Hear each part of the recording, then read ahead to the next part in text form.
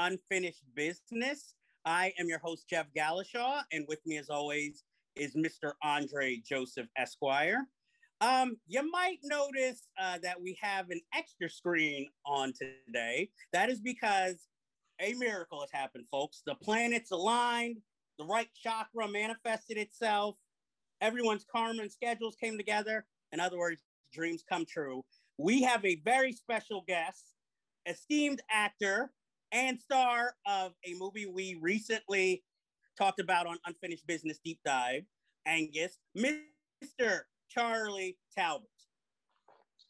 I don't know what I'm supposed to do here. I was looking for the esteemed guest. I was like, there's an esteemed guest here? Why didn't you tell me? I would have dressed up. Sorry, we don't have sound effects for the audience of applause. So thank you for being here. Well, let's start off by talking about Angus, the movie we loved. I know you watched the episode where we reviewed it. Is there anything that I might have gotten wrong? Because I don't want to do a disservice to the movie. Yeah, we didn't do reshoots. The grandfather storyline was always the same. It's just the father storyline was embedded in there.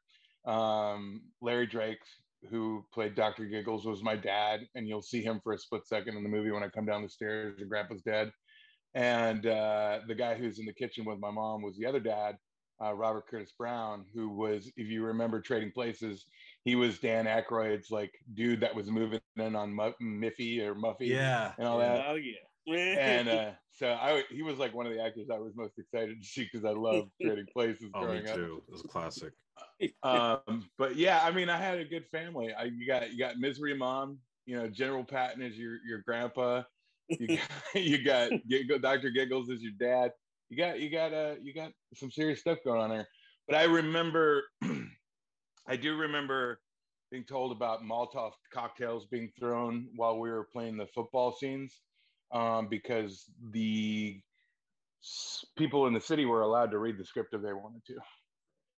Oh, wow. At this time.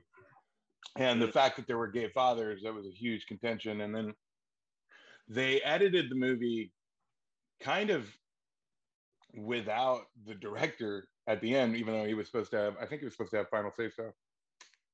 And I had found out that they cut out the gay fathers when Chris had to go into ADR when Chris Owen, who plays my best friend, Troy Wedberg, falls and breaks his arm. He had to do the like cry. And I went in and I realized that some of the scenes were gone. And I was like, what did you do? And it was a moment of contention. I was not happy. They were not happy to see me there. It was definitely one of those like, yeah, we changed the movie a bunch. And they really kind of took some of the steam out of it. There was there's this podcast called, I can do this, Slumber Party. Oh, Slumber Party. God, they're great. I love them too. It's going to kill me. Teenage Slumber Party, I think they're called. Let me look them up, because if I get their name wrong, I'm gonna be super sad. Because I was listening to a review. Every year I go through and I listen to people who I look at the hashtag Angus, and I find out who's talking about it, and I want to know what they're saying, because this movie has touched a lot of people throughout the years, and I really like to stay in touch with those people, because they are the reason I do it. The reason I became an actor, or stayed with acting, not became an actor. Obviously, the reason I became an actor was I was telling a joke in a Wendy's and some guy said, "You want to be in a movie?" Yes. And I think he said McDonald's on the thing instead of Wendy's. But yeah. So I realized, like, I had a rough childhood, and I realized that film and television really kind of was a good escape for me. It made me cry when I needed to cry, laugh when I needed to laugh, and I like doing that for people that I haven't met. But yeah, so I would say those were the two things that I think you missed that were not quite dead on. with Okay, well, McDonald's and the reshooting of scenes. well, thank God that day you didn't go to Burger King. So Right, right. Well, you know, the reason I brought up the slumber party was there was a gal named Kate Hudson who's with Brian Rodriguez, who are their two hosts at the time. She's a guest host, and she was like, it just seemed like there wasn't a lot of like deep moments for this kid. And the other guy was, you know, Brian was like, yeah, but it seemed like an actual like 14, 15-year-old going through life. And the thing was, is the real heavy scenes, the ones that were super like emotional for me or very difficult to film for me, besides the scene where Superman's not brave with Grandpa, were the ones I had with my dad, because he related to me physically and I could relate to him because he was a guy, he was my father figure. So like there was an episode, it's not an episode, an airing of an almost original version of it wow. on TBS at one point, and they scrapped it. But I remember watching the scene where I ride my bike up to my dad's and we have the conversation. Now the beginning of the movie was the same, where dad died, etc. But this, they were treating him like he was an uncle or something in this particular cut. Oh man. You know, yeah. And I really wish I had thrown a tape in the VCR then, because I thought, oh, they did a re-edit for TV. And, you know, because the gay father thing would have been so poignant and so perfect for that moment in time, and could have started things off a little earlier. You know, they did great wonders for bullying, but it could have started a lot of things off earlier. You know? Definitely. Yeah, because when I know I to briefly go over what in the original episode, like I read in, I think, the Daily News in New York that, you know, about that the Larry Drake storyline being in there. And that was one of the reasons why I really had at the time really wanted to see it, because it was like a teen film that actually acknowledges, you know, like homosexuality in a movie, you know, having a homosexual parent, and then, you know, go to see the movie and it was like, oh, they cut all those scenes out. And, you know, you see the beginning of the film and, you know, Larry Drake's character, your father in the film, is, you know, he dies. And it's like, wait, what happened to that storyline? I mean, luckily, you know, I love the film anyway, but it was always one of those things that was in the back of my mind. Like, I'm hoping someday they release a director's cut, you know? I think it's all gone. I think there's no chance. I think all that footage is gone with the wind. I would tell you that, yeah, every time I watch it too, I'm like, I would have loved to seen that movie. The movie really didn't get any promotion until about a week before. And we were in New York doing promos and stuff for it. And we had to go to Pittsburgh afterwards. But I remember being kind of bummed that they really didn't promote it so much before. And when they did promote it, they promoted it very much as like almost a teen comedy. Yes, they did. And I remember. I was like, this isn't what the movie's about. You know, it was very kind of. I mean, I'll never regret having done it, and I will always be thankful for those, especially Patrick Reed Johnson, who found me in a Wendy's. You know, but it's one of those things where it could have been something different. And I remember later on, I did a movie called Who's Your Daddy with Andy Fickman about a kid who inherits his mom and dad's Playboy business. And then I found out the advertisers that they had hired to push the movie out, the distributors, were the same ones that did the distribution for Angus. And begged the director. I was like, no, this is a terrible, terrible mistake. And it was, because that movie gets out, you know, as fun as it was to shoot. It was, you know, I'll never trade that for the world either. But it was like, yeah, another swing and a miss. Oh, yeah, man. I remember the ad for Angus because I, you know, as a kid, and you go home like watching like Channel 11, watching cartoons, you see this trailer, or watching Nickelodeon, and I don't remember seeing George C. Scott or Kathy Bates in the spots. It was like you and Chris Owen, and then Ariana Richards, because everybody knew her from Jurassic Park. So yeah, it was made to be like, you know, it felt like a Disney movie the way that they were trying to push it. Like if you watch very much so, or Heavyweights, it kind of seemed like it was that kind of movie. Then you actually watch it and it's like, no, there's all these other layers with the family, and you know, they want you to go to a different school. Like there's a lot more going on than what, you know, the trailers try to sell you on. Yeah, there was a lot of Green Day. Yeah, I remember. A lot of Green Day. I still get confused for Aaron, who I've become friends with as of late, from Heavyweights League, and they're like, "Great job in Heavyweights, man," and I just go, "Thanks, man," you know, and go on about my day. It's kind of hilarious how like people will peg you for the wrong thing. I remember when Chris was going to do East Great Falls, which later became American Pie. He didn't want to do it, and me and his dad kind of were like, "Hey, you should probably do it," because he didn't want to do another nerd thing.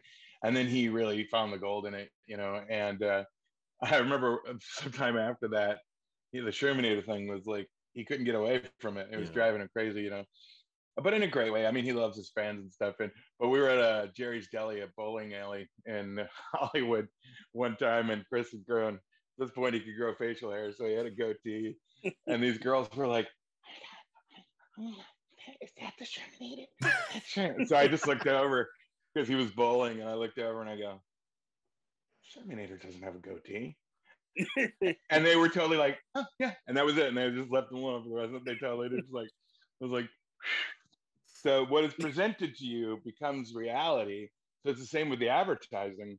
What a roundabout way of saying this, but you know, it's like the advertising, it messes with your mind. And then when the audience that they were trying to hit goes and it's not that movie, they're not going to spread the word, you know, and then it becomes this of a movie, which Angus became a flop, and then immediately became this like cult classic like 10 years later. You know, I was like, oh, people, you know, and I would get letters and pictures and, you know, thank yous, and still to this day do, you know. And this guy at Wicked Joyful just created something pretty awesome. If you guys want to talk, I can hear you. I'm going to show you something cool. Yeah. Okay. Oh, just doing an interview. We're building up to this presentation. Yeah. Yes. Yes. So this fella, who calls himself Wicked Joyful, creates these toys that are era correct as fan art. And he just sent me this the other day, and I thought it was absolutely amazing. It's era correct. Oh, nice. Oh, man. I love it. Isn't that neat? He built the body, and he sold a bunch of them so far. But isn't that pretty neat? And then he's created this pendant here, which is "There is no normal." How cool is that? I think this is definitely going to help sell more. Oh, definitely. Right? I mean, this was that's not only the kicker. He's got a couple other things going on. Some buddies of his and itself, created the Angus 2 soundtrack, because Angus, the soundtrack, was more popular than the actual movie. You know, let's see. Hold on a second. The record itself is a Plum record. Nice. And that's his logo, Wicked Joyful. Oh, wow. Oh, man. So I could go throw that bad boy up there. And then the last thing that I love, that I absolutely adore, I'm going to find a way to wear in another movie. It's the Plum jacket. Yeah. Nice. I was actually super duper impressed with that. I was like, this is great. So yeah, the fans, I mean, they're loyal. I'll tell you that much. Yeah, we got to start a petition for like Funko Pops of Angus. It's just definite. It screams it. Right? You know, rare collectors. I would sign every one of them. Hell, I just bought a Funko Pop of Kevin Smith, and I've worked with him, so I'm like, whatever. You know, you're part of my growing up. Yes, be like, hey, remember me? I need you to sign this for free. No, I bought a signed one because he was donating. Oh, okay. Mm-hmm. Okay, I love it when people joke, do that. But okay. No. Your joke is good. Your joke is good. It could have been stronger. No. Thank you. I take constructive criticism. So. Well, what I've been doing since I've discovered Clubhouse, I don't know if you're familiar with that app. Yeah, I know Clubhouse. I did stand up for about a year and a half, and I stumbled into the Laugh Factory comedy workshops that Corinne Irizarry were doing, and her crew, and I became a moderator in there. So for the past several months, I've been helping people write their jokes and stuff like that. So it's been really kind of neat. Write their jokes, create their jokes, or give them tags, help them with their cadence, etc. So I love stand-up. Mm-hmm. No, you've been busy. I have not been approved for Clubhouse. Nobody invited me, so I'll send you an invite. I think. Oh, thank you. Friend me on Facebook, and I'll send you an invite. Okay, and I will get this interview off of me. So back to you. Okay, this might be a little personal, but in Angus, the kissing scene with Ariana Richards, was that indeed your first kiss ever? No. No, and that's not too personal. I mean, it was my first kiss with Ariana, but the kiss we had was only a cheek kiss at the end of the movie. I didn't actually get to kiss her when I was doing the Irish swoon, which made me very, very sad. Yeah. I can see. I don't know why that happened specifically. I don't know if it was just a, mother protecting her child. I don't know if they decided to clean it up a little bit. I don't know what the story was, but I remember not being happy. Not because I wanted to kiss her. It was because it's what my grandpa told me to do, and it took away. It's a lot of things that fell short for me, on the movie. But I almost thought because she kisses me at the end of the movie, it made it just a little bit more magical for Angus, because he didn't go through with it, but she gave him the moment. So by the time we had shot that, it was like, okay, that's really kind of adorable. I'm good at that, and then they did her whole Popeye ending. Yeah. So. Also, okay, this is, again, silly question. But on the set, was it like kind of methody? Like, did James Van Der Beek and his crew from the movie, like, was there a standoff between like them and you and Chris Owen? I would tell you that if anyone, was the one who was the most method on the set. I remember before the big fight scene, I was at James's place at the Oakwoods with his guardian, and I was like, all right, well, I'll see you guys later. And I went to leave, and I jumped in the closet and pretended like I left. And then I knocked on the door, and I waited for him to go to the door, and I like popped open the door, and I was like, rah! And he like punched me. He's like, what the hell? He was like, and I created that tension that we had the next day on set, which was really, really kind of awesome. But I was like a gregarious dude, like funny fat kid, like do what you can. And I used my humor as a defense mechanism a lot. So, it was immature, but it worked at the time. You know what I mean?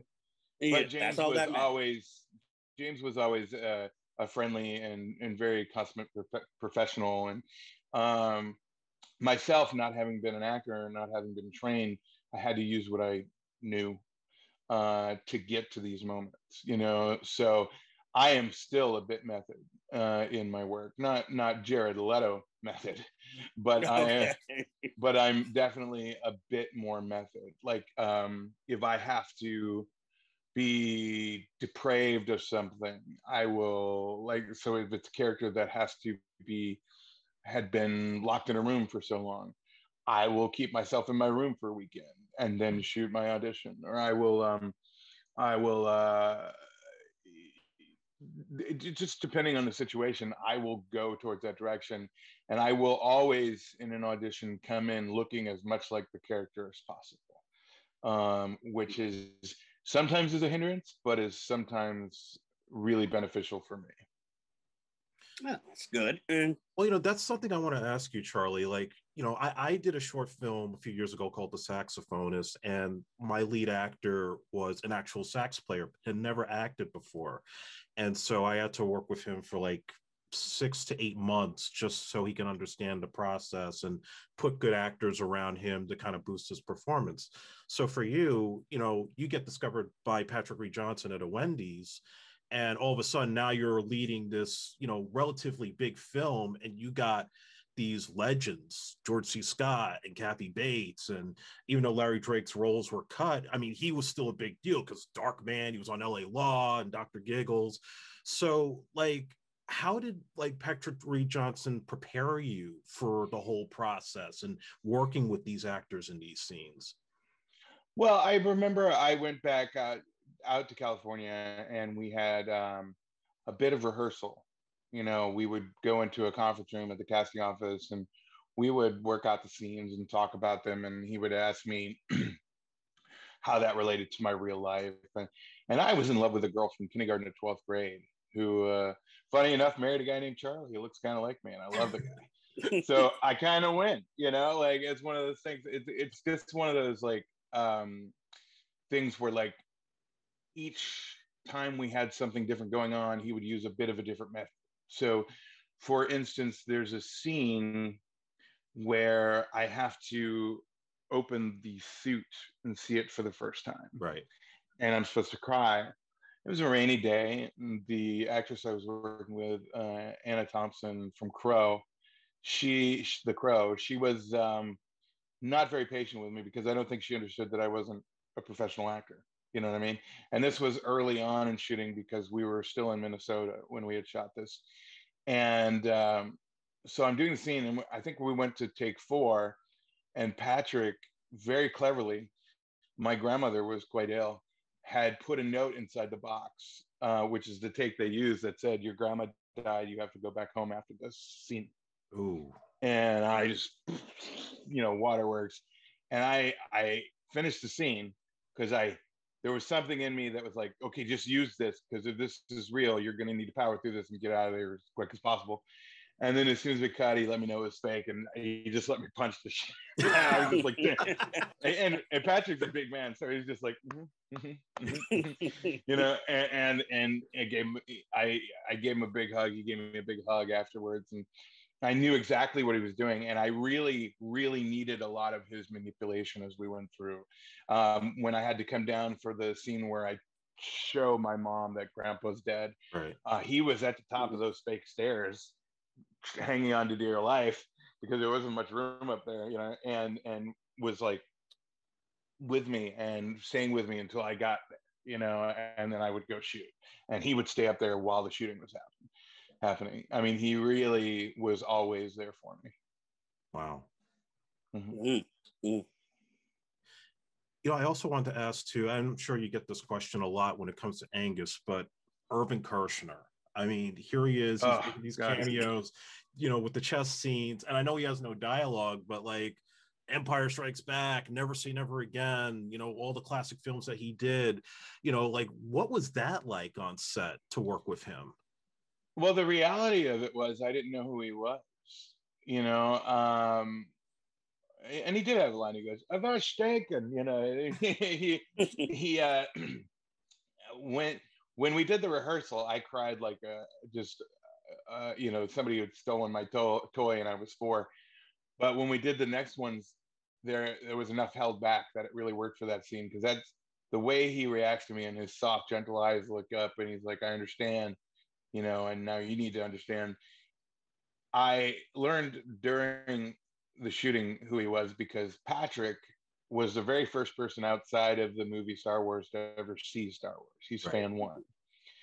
And I just helped him finish his movie with that. And it was one of those things like I knew what it meant to him. So because I knew that film and television had got me through to this certain point, I kind of knew the happenstance of what these people meant in each one of these people's lives. So what it meant to Patrick to be directing George C. Scott or Irvin Kershner, you know, I knew what it meant to be in a scene with Rita Moreno, and I you know, I did my damnedest to hold myself up with them and make sure that I truly wasn't the weak link if there was one. And you know, I didn't always succeed, but I tried because I respected it. I mean, I remember Kathy Bates letting me pick out the cover for Dolores Claiborne when we first met. So the cover that you see with the house, and I picked that, and she immediately got on the phone and said, "That's the cover we're using." I was like, "Oh, wow." And then George C. Scott got out of the car for the first time, and he goes, oh, you must be Charlie. And I'm like, General Patton knows my name? You know, like, what was it like working with Peter Sellers? You know, like it was really kind of neat. So I had a lot of respect for the world I was entering, even though being a shithead little kid, you know, smart ass who had to survive with humor, I was a bit goofy from time to time, but I knew the weight of what was going on. That's why when I knew the movie was re-edited a certain way, that's why it hit me so hard, because I kind of knew in some way what it meant to be what it was that we had filmed, you know? Yeah, no, I mean, and that's the thing about this movie. There's so much to like. Like, first of all, I know as a kid watching this movie, like Kathy Bates and George C. Scott played like a lot of dark characters in other films, you know, like Misery for Kathy Bates, you know, with George C. Scott, obviously Patton, Exorcist 3. I mean, I could go on and on about him. So like seeing them play against type to like, you know, be like these kindly role models for your character was quite a sight to see. And, you know, as I mentioned in the Unfinished Business episode that we did, you know, your movie was kind of caught between the end of like the John Hughes era, and then all of a sudden, you know, teen movies became like Scream or American Pie, you know, very over exaggerated stuff with 20 something actors clearly playing like younger than they actually are, and everything is over glamorous. It's like, I would say, like, if I, as a kid watching Saved by the Bell, thinking that's what high school is going to be like. It's going to be fun. You have your friends for life. It is not like that whatsoever. No. So watching your movie, it's like, you know, yeah, you're kind of bullied, but you're still the big guy. You could still kick James Van Der Beek's ass. It's not like, you know, you're really getting, you know, really down per se. You're not scared that much. Right. And Ariana Richards, yeah, she's the popular girl, but then that twist at the end to find out what she's going through personally doesn't make her like the typical, like, I don't know, like a Molly Ringwald or somebody that, you know, every guy is trying to get to when there's this reality to her. There's just so much to like, because it's, I can relate to all these characters. I can relate to Troy. I can relate to you, you know, and I think that's something that is why the movie resonates. And the soundtrack, which was something that the change in music in those days with Green Day and REM and so forth. I mean, it was capturing something that I think, honestly, Hollywood was just starting to grasp, but never quite got there. I don't know. It just, to me, it's one of those lost gems that I think people need to see more often, because I think it still holds up now. Definitely. No, you're dead on. It's weird. I've always been that guy who's in these projects that are on the cusp of greatness. You know, it's I should have changed my name to Charlie Cusp, is what I'm saying. Like, I was doing a mobile show. I had a #1 hit mobile show on CBS Mobile in 2008. Like, I beat out Letterman.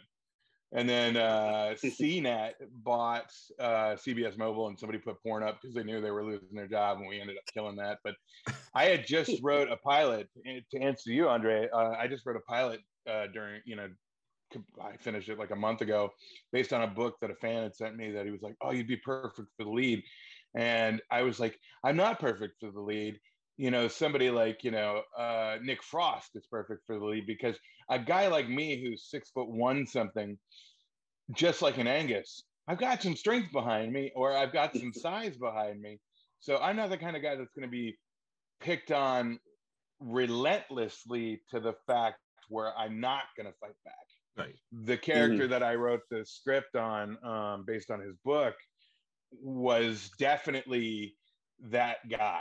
And I was like, okay, so I physically know where I stand in the realm. So I was really happy that they did that in Angus, that he stands up for himself. And I love the bulimia stuff. I'm glad that stayed in the film, because that was a big contention for things too. And I was really happy about that. And this movie too, it's the cusp, you know, it's the cusp of what the new age was going to be like. You know, I remember the next film that I had saw with I Can Do This. I think it's Can Hardly Wait. Chris is in that as well. He plays the kid who steals a bunch of stuff. And Chris is just so phenomenal. They just wrote that character in for him because they were like, well, we wanted to cast you, but we didn't know what to do. So let's do this, And I don't know if you remember, but the lead gal, and why can't I think of her name? From Heartbreakers.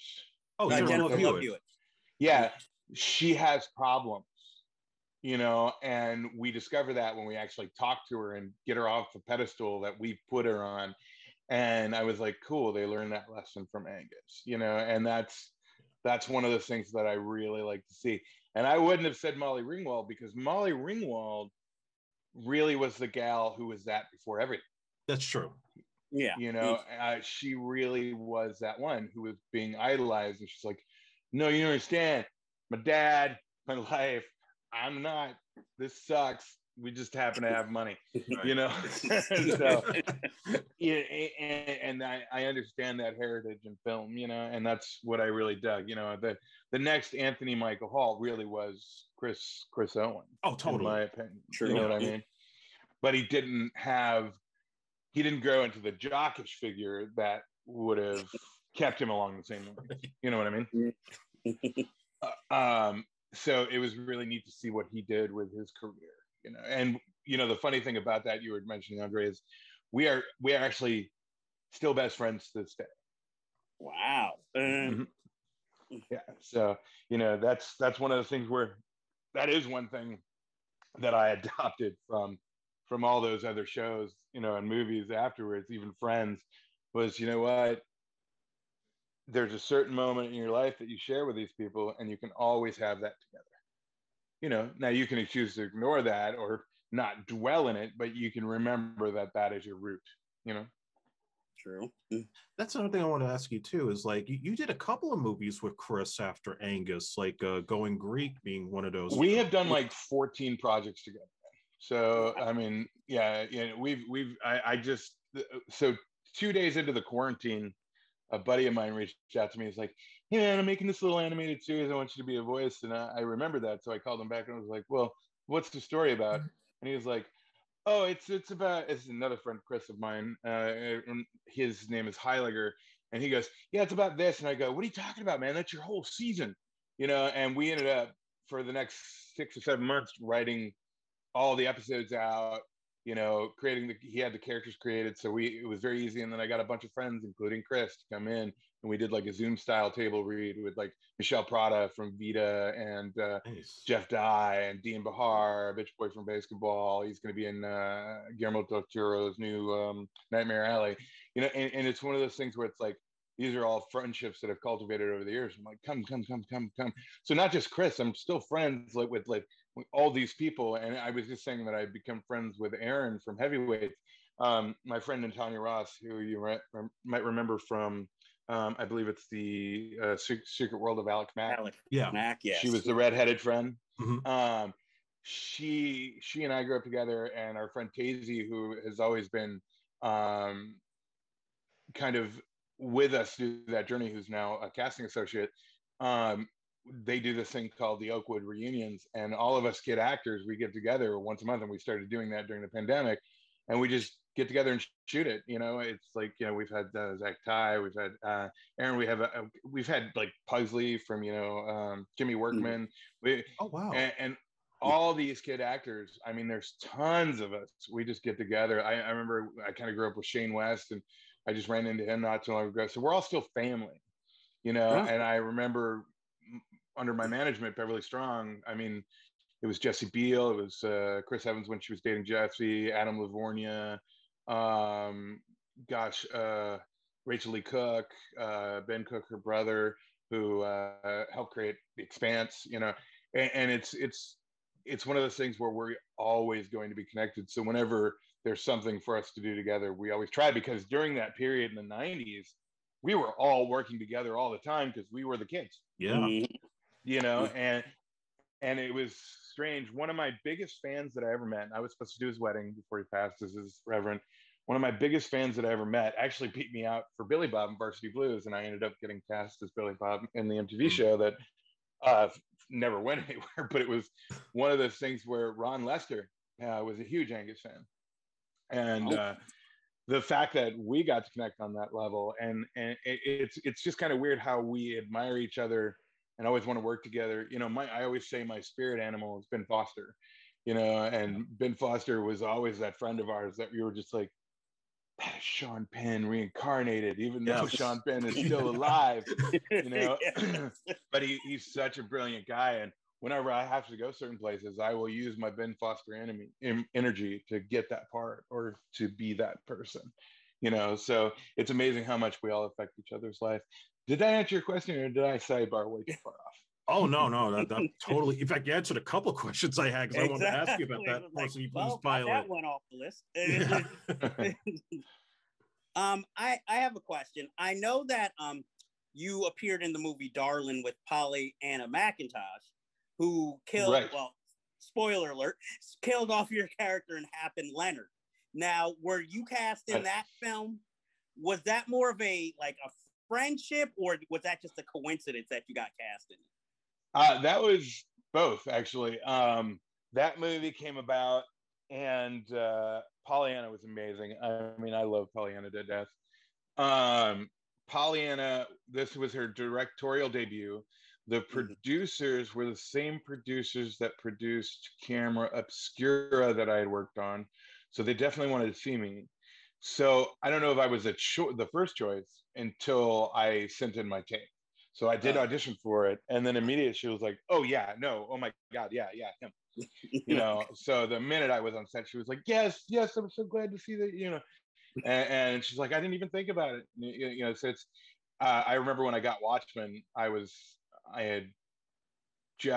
called Pollyanna and Andrew Vandenhouten like first, and they were together doing the thing for Darlin.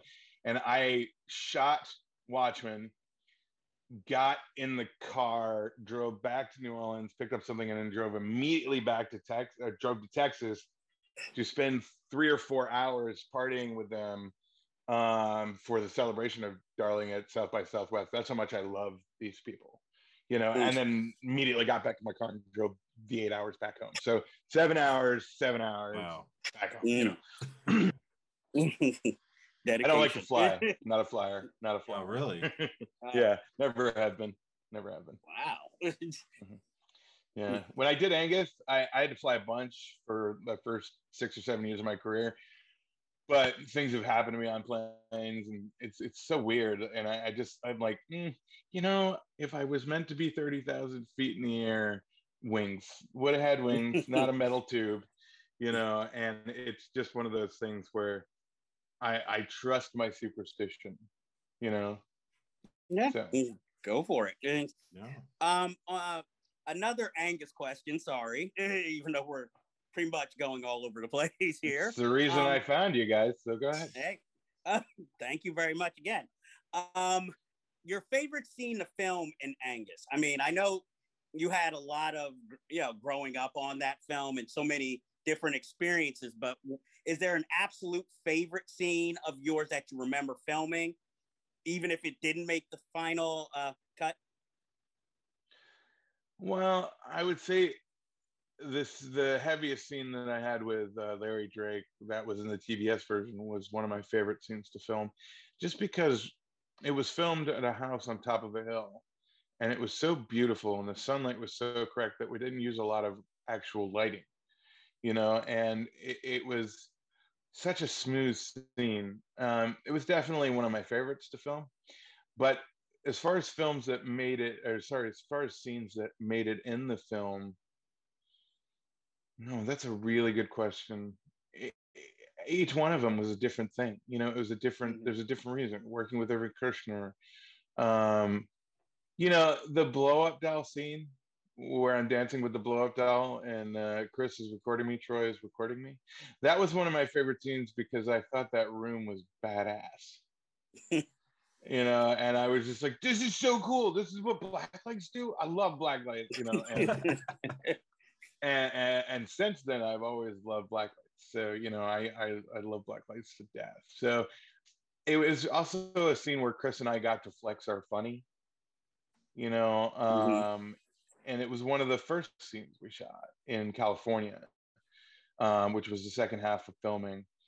I don't know. I would have to say that particularly was a blast. Whenever I got to work with Celine Grant and Kevin Conley, that was always fun because those were James Van Der Beek's sidekicks. Those guys were they had a good camaraderie about themselves. So it was still kind of a cliquish set.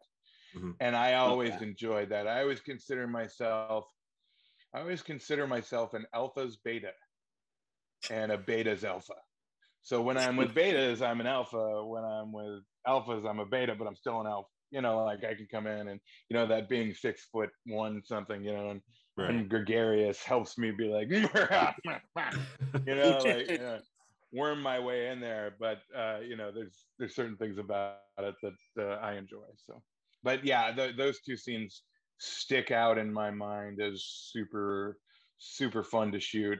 And of course, I mean, the toughest scene that I had to film was the scene with Grandpa and the Superman's Not Brave, the one where he passes away. It took us a day and a half to shoot because the lines were very difficult with a lot of stuff going on.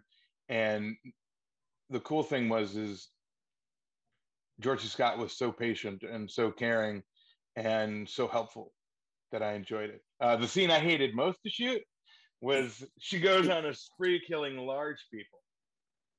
When Grandpa tells me about the Irish spoon, we must have done that take like 30 times because I could not nail large people. I kept says things, and then she goes on a shooting spree killing large people. I couldn't, for some reason, I could not get the cadence of where the emphasis went, and we tried, and finally, even the take that's in the movie is like, and then she goes on a shooting spree killing large people.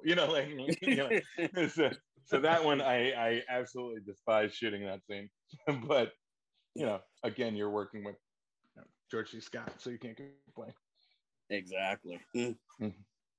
So I got a hypothetical question for you, Charlie, and I know this may not exactly be a reality, but let's say if HBO Max came to you or came to Patrick Reed Johnson and they wanted to do an Angus sequel or like a series, sort of like Cobra Kai, would you do it? And what would the scenario be if you had the chance to have a hand in the creative say on it? I can't tell you. And here's why is I already created a scenario for it with a friend of mine that for a series. And I've given it to Patrick Reed Johnson because he has first right of refusal.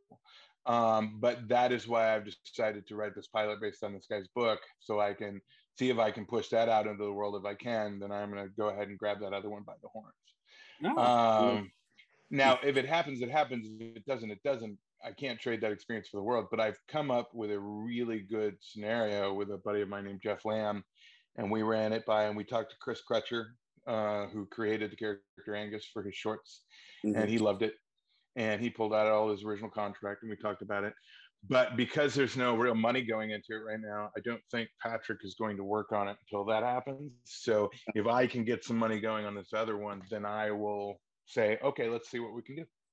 But I've come up with a really good scenario for it, which would bring everybody who's alive back into it for a minute or two, and we'll see what happens. But let me just say, something's got to be done about your kids. To reference another classic film. I mean, hey, as long as it's all the same people behind the scenes that are involved and the same talents, I'm definitely down for that. I'd love to see like what happened, with you and Ariana Richards, and where does Troy end up? I mean, it would just be a cool sight to see. Definitely. So I also, like in some of the other films that you did, I want to ask you about Who's Your Daddy, because I just watched that recently. And the thing that really surprised me was there's a lot of like name actors in there that I was pretty shocked took part in this. And I mean, obviously you have a huge role in the picture, but like William Atherton and Kadeem Hardison, Patsy Kensit, like what was that experience like for you? I had to make out with Patsy Kensit. I mean, and give my retainer to her from mouth to mouth. It was pretty amazing. She's gorgeous. Working with, oh gosh, wait, I can't think of her name. Landry. Allie Landry. Allie Landry, her sister Gina was in it. The coolest thing about shooting that was the magazine is called Heaven Magazine, and the models were called Angels. So every morning I'd go into this trailer with like 23 seats, and I'd be like, "Good morning, Angels," and they'd be like, "Good morning, Charlie," and I'd be like, "Yeah." You know, Christine Lankin, who was in Step by Step, was one of the leads in that film, and that film's casting was quite weird because originally it was supposed to be Adam Brody, and it was supposed to be Chris Owen as my character, and I was supposed to be the quiet guy that didn't say anything. And I went in and auditioned for the quiet guy who didn't say anything, and I ended up crawling on top of this table with Verna Hara and the director Andy Fickman and Betsy Sullinger, and just doing my whole scene Indian style on the table. And they were just like, I was on their lap essentially. And they asked if I would come back and be the reader for all these other characters, you know, for the lead guy. And I was like, yeah. And what happened was Adam Brody had a project called The Sausage Factory for MTV that he was signed on to do. And then Chris had American Pie 2 or 3 coming up, right, and that was going to contradict. So they asked if I would want to be Adam. And I was like, yeah, well, why not? You know, it'd be the same amount of time almost on screen, except for I'd have a lot more to do. But I really kind of wanted to be, you know, the quiet foreign kid. I really did. So David Varney did a great job with it as far as being goofy and silly, but I really wanted to do something with that. But you can't pass a second lead in a film, you know. Again, I don't think anybody would have turned down that movie really, because Sullinger and Fickman are a great combination of producer, director, producers. And the problem with that was just the advertising for the film. Again, I told you the advertisers were the ones that did Angus, and I begged them. I was like, guys, don't. But I'm just an actor coming to them, so it's a little different, you know. If I had a little more sway, maybe, you know. But it was just one of those. I mean, we even shot a music video for it, and it was just one of those things where it just everything kind of just missed just a little bit, you know. And I remember one scene that the scene with the pre-party, you know, like where we're partying or whatever. She shows up and she's like, yeah, no. And there was this bit of dialogue, and Andy was like, you could have done better, you know. I was like, I'm sorry. And I'm like, you're right, I'm sorry, you know. And I'll forever apologize to him. But since the movie didn't do what it was supposed to do, I'm not too guilty. You know, and I'm still too guilty. But I know that there was just some swing and a misses on that one, but I was really, really excited to work with William Atherton and Dave Thomas. Dave Thomas said to me, he had, I think it was Eugene Levy who came, and it was Martin Short, and they showed up to set one day, and I was hanging out with just those 3 guys, and Dave Thomas goes, doesn't he remind you of Candy? Oh, wow. And everybody was like, yeah. And my heart just filled, because I remember a month before Farley died, I was on his brother's show, and they were going to make Chris my dad. And of course, you know, the show didn't go. It was canceled after, you know, whatever, the first season. And but I remember doing my Farley impersonation with him, and he's like, dude, quit it, you're gonna make me lose my job. And we were both Wisconsiners, and I ended up with Farley's jacket from Beverly Hills Ninja, and I wore that in Who's Your Daddy, that scene with the tiger jacket. And that jacket was actually given to me by an old friend who I'd never been able to find for like 20 years. I'm like, I don't know where he went. So I took that jacket and I gave it to a friend of mine who's working on the Walking Dead. And I just sent it off last week, a couple weeks ago, you know, and I said, hey, can you make sure Greg Nicotero gets this? Because I went to a Q&A for season 4 of The Walking Dead, and I've had a lot of friends on the show. In fact, my roommate was the mid-season finale, the guy who says, if you want to eat shit, it's best to bite, chew, repeat, you know, swallow, repeat. Right. And Alex Breckenridge was on that show, but I sent it off with a friend, and I just said, hey, there's no better place than this jacket, because at the Q&A, he came up to me and was like, is that the jacket? And I'm like, that's the jacket. And he's like, I built that jacket out of car upholstery for Beverly Hills Ninja. And so I was like, that jacket needs to go to that home. So right now it should be being delivered as we speak. So it's one of those things. But yeah, I mean, it was just a bit of a miss. So I wasn't surprised that all those people wanted to work on it. Colleen Camp from Clue, who played his mom. Yes. But there was some trope stuff they did with the opening of the like sexy scene, that a lot of movies do. And it was like, okay, but he did what he could with it, and it's just one of those things where, honestly, I would have recast me, and I think I would have put me in the silent guy mark. I think Brandon Davis did a great job, who was the lead kid in that film. I loved working with Kadeem Hardis. In fact, I just worked with him on Teenage Bounty Hunters on Netflix. I saw that. Yeah. We got to hang out, and there's a scene where I'm in a pool hall, and so I got to hang out with Kadeem for the day, and we were just like, "Are you kidding me?" But I didn't get to lift him. I have a picture of him holding me like a baby. It's hilarious. But and we sent it to Andy, and we were like, "Hey, man, we love you." And so it's so cool that you get to build all these relationships. But yeah, I'd say swing and a miss on that movie. But I wouldn't have traded the time doing it.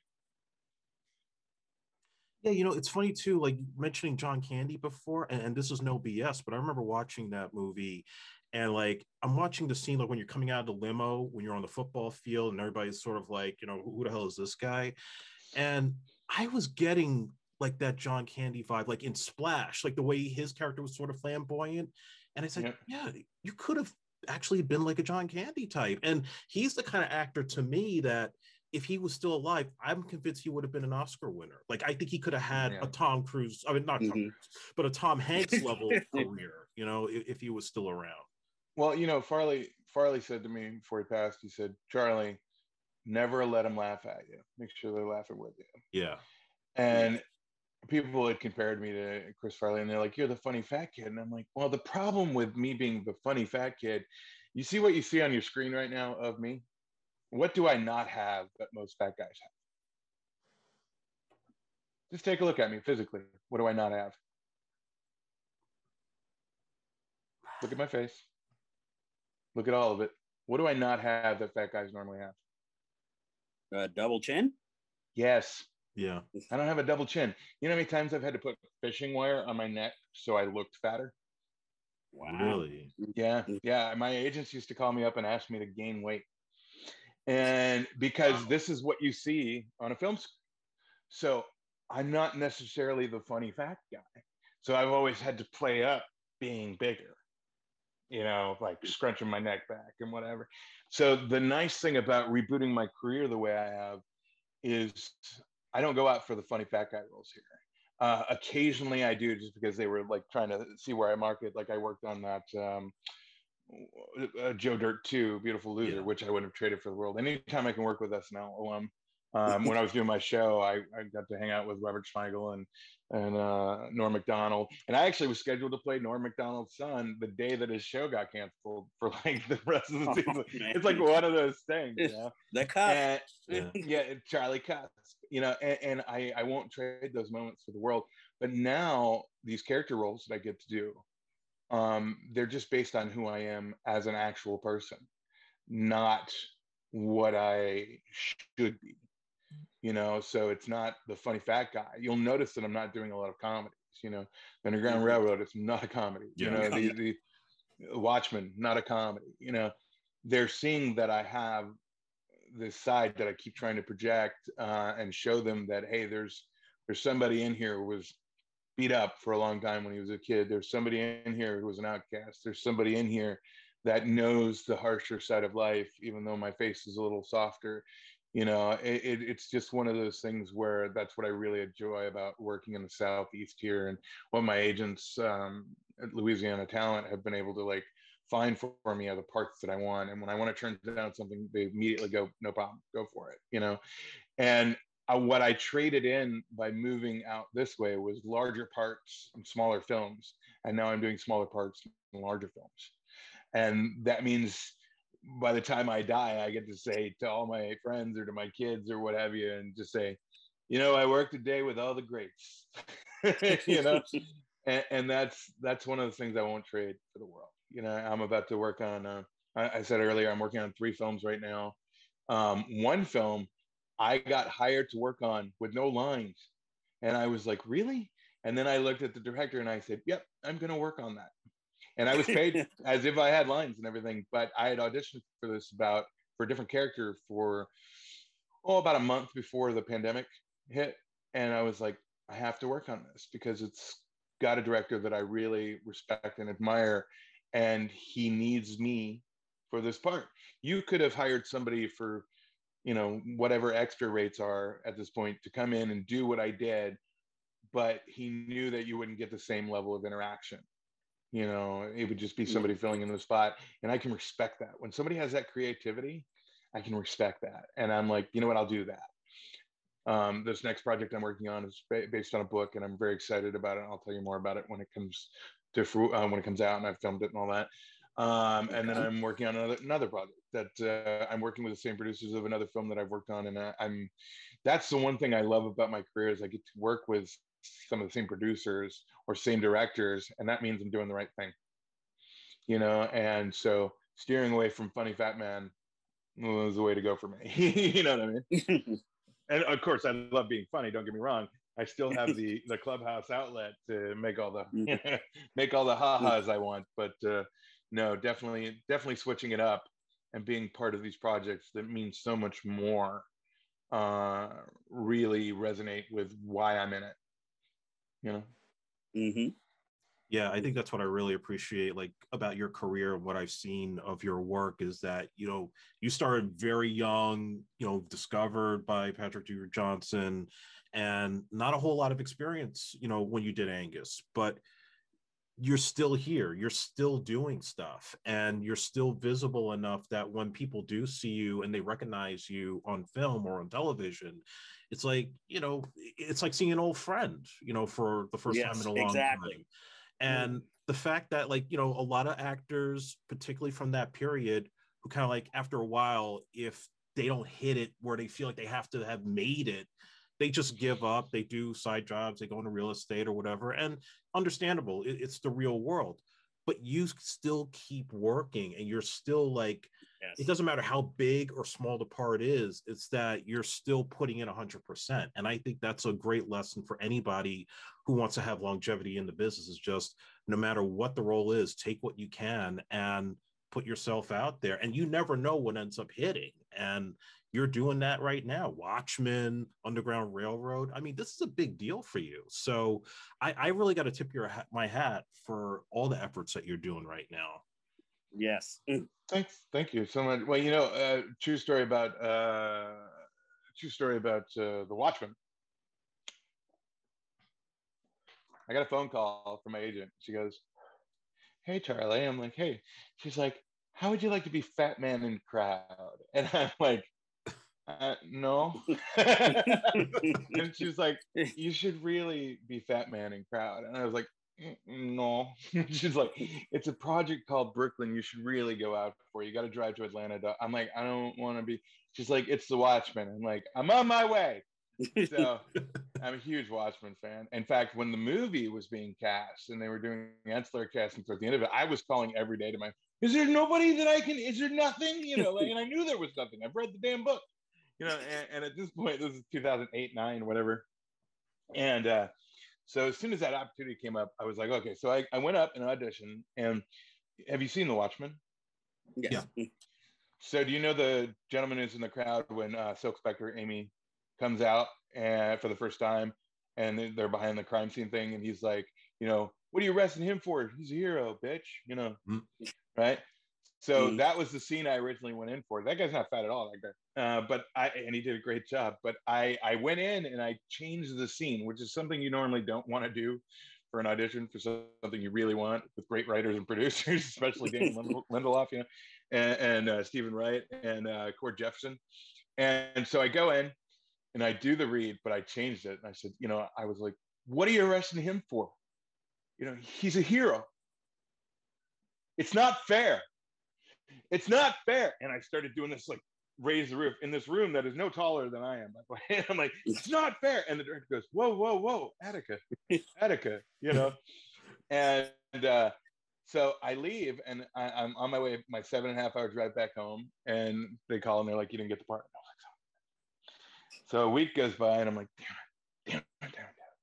And they're like, actually, they'd love for you to come in and audition for a different character, for a bigger character. And it was for the episode, This Extraordinary Being. And I believe I have somewhere on my Instagram a hybrid of my audition edited with my actual scene. Oh. And I got to do that. And I went in, I did the audition, and he goes, Charlie, where are you from? And I go, Kenosha, Wisconsin. He goes, where's that? And I go, southeast side of Wisconsin. He goes, no, where's Wisconsin? And the cashier goes, you know, and he goes, and she goes, up, think Canada. And he's like, oh, perfect. He's like, then do everything just the same. Tweak this one thing. And I did it. And he goes, psh. And I'm like, does that mean I didn't get it? Like, oh no. So I laughed, and I'm like totally unsure. And I turned out I got the part. That was his way of, boom, you nailed it. And I was like, oh God, thank you. Awesome. And I remember going to set, and he had showed me the spoiler for that episode, which was the origin episode. Okay. And episode 6, This Extraordinary Being, and I cried. I was so happy. You know, and it was just one of those things where I couldn't have asked. Like, you could have killed me that moment. I'd be like, I did it, you know. So super happy about nice. That. But yeah, so it's that kind of stuff, man, that makes all this worth it for me. So thank you. Well, I don't want to sound like I'm bogarting on Andre's comment, but one of the things over the years has been seeing you constantly working, especially when, you know, I saw Angus, I identified with the movie, I identified with your character. And, you know, when you're younger, you kind of think of the actors probably sort of the same way as that character. So I always thought that it was like always good karma or good graces that you, I guess, kept working and kept seeing you in different things, no matter how big or small the role. Even though it had nothing to do with me, it always had like a little joy into my life, and also made me want to see that movie much more, even if it didn't look like the type of thing I would normally watch. So I just want to say, you know, I'm happy for all of your successes in life. And this is why it's like such an honor to just be talking to you. So if I'm a little quiet, that's why. I'm just like, I can't believe I'm talking to Charlie Talbert, you know, who I saw in Angus. I saw that in theaters twice, bought the VHS, bought the soundtrack. And here I am just like shooting the breeze with him. Like, yeah. So no, man, thank you. I just want to say, no, thank you, sir. Yeah, absolutely. I appreciate you taking the time out to talk to us and, you know, to share your experiences. It really means a lot for us, even as fans of this film. Yeah. No, it means the world to me too, because I wouldn't be here otherwise, would I? That's true. I'm like, I'm like trying to hold back here a little. Sorry to be a little emotional here. No, you do what you got to do. Oh man. I mean, I had a whole list of questions, but thankfully, you know, you've been so conversational. It's just like, well, don't have to ask that. You answered that, and no real questions left to wonder. I just want to just keep listening, you know. Well, I appreciate you. Yeah. Is there anything else you did that I didn't hit for you that you need me to answer? Because that's what I do. Hold on. Let me look. Take your time. Take your time. Well, I do have one question for you that I just thought of now. Like, is there a particular like dream role or like a big franchise, like a comic book or like Star Wars or something along those lines? Is there something like you're really like, if you had an opportunity to get it, that you would really want to do? Anything Batman related. Okay. Not bad. Yeah, not bad. Yeah. And the reason is, it goes back to my love of cinema. Is my cousin Mike Talbert and we would somehow always get a ride to go see, starting with Michael Keaton, Tim Burton Batman. Yeah. We'd get a ride to the theater and always would have to walk home for some reason. Like our ride couldn't take. We can get you there, but good luck getting back. You know, and it's always miles and miles away. I'm like, okay. So, and I remember even, I think it was when Batman Forever came out. He was in Wisconsin and I was in California, and I made sure that I got a ride to the theater and I walked the 7 miles home just because, and I talked with him on the phone the whole time, you know, on my little Kia Sarah blue, you know, phone or whatever it was. And it was just one of those things where like that tradition, you know, I would love to be a part of a Batman film. The good news is I'm already in the DC world. So that was kind of a step up. The fact that I exist in Watchmen is DC, you know, so I was like, okay, you know, I know there's money in Marvel, and God bless Marvel. You know, my roommate, Christopher Barry, worked on Spider-Man. He was Randy. He was one of the henchmen for Vulture, nice. For Michael Keaton, which was awesome. And I went up there and hung out with him and Booking Woodbine when they were shooting. And it's one of those things where, like, yeah, Marvel would be great, but it's one of those things where the franchise doesn't matter to me as long as the experience that I was looking for is there. So Batman would definitely be that experience, you know. Working on a Marvel project, I've come to love them. What really kind of turned me towards Marvel in a heavy way was actually WandaVision, how they did Oh, yeah. Oh, yes. And why I related to WandaVision was because of the exact same reason I'm saying now, is because that helped me get through the tough TV and film, helped me get through the tough parts of my life, just like it did, you know, Wanda.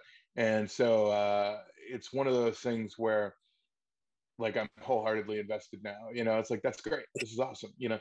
So once you get me on an emotional level, you know, I'm there. And I've lived my dream, you know, much like Angus. I went out and had another moment, and another, and another, and another, and another, and another, and another, and I won't stop. And then when I'm dead, I want everyone to say, how did he die? And when they answer that question, it'll be a lie, but I want them to say, well, he died in a horrible plane accident. And they'll ask, well, where was he going? Well, he was driving on the freeway and a plane crashed into him. You know, and it's just the silliness of those moments, you know, just like that silly moment right there, that lore of making somebody laugh after I'm gone, is really what I do it for. If I can make you cry, or I can make you laugh, or I can make you feel something, even if it's anger, when you need it, that's why I go out and continue to have these moments, as George C. Scott once told me, you know. Yeah, I mean, when I watch like the ending, when you stand up to Vanderbeek and Angus, you know, like when you're pushing him back, it's like, I think we all feel that moment. Like, we've all kind of been through those situations where there's always like the group with the cool kids or the jocks that are always like looking down on us. And then you just want that moment where you don't swing the punch, but you just push back enough to say, don't F with me.